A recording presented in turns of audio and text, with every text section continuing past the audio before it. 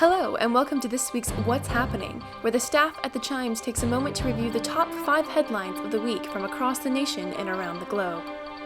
At number 5 for the week, we have Destroying ISIS May Take Years, U.S. officials say, by Eric Schmidt, Michael R. Gordon, and Helena Cooper of New York Times.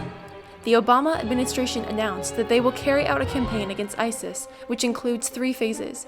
First, an airstrike. Second, supporting the Iraq military, Kurdish fighters, and Sunni tribes, and finally destroying the army in Syria.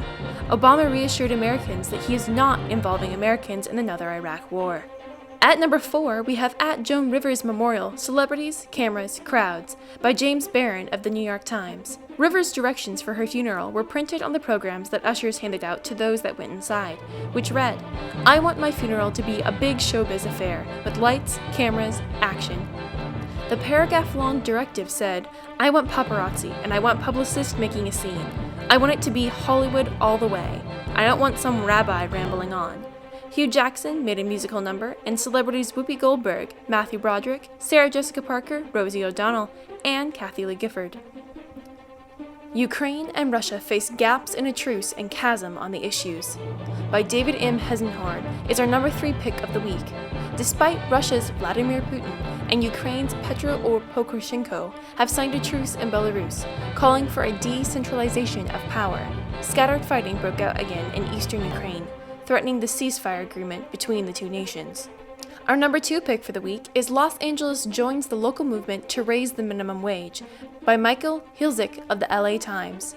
Though the current minimum wage in Los Angeles is $9 per hour, Mayor Eric Garcetti said on Labor Day that he plans to raise the wage to $13.25 per hour by 2017. This steady increase is ahead of the federal government standard, which is $7.25.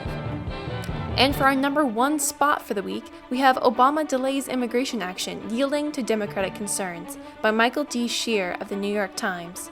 Despite promising to issue directives on June 30th towards overhauling the immigration system by summer's end, Obama puts this initiative on hold until the end of this year as a strategic response to the upcoming midterm elections. The nature of the immigration debate was a result of the thousands of unaccompanied children crossing the border this summer from Central American countries. Follow the Chimes on Twitter @Chimes Newspaper, on Instagram @Chimes Newspaper, like us on Facebook, and subscribe to us below. Thanks for watching Chimes Multimedia.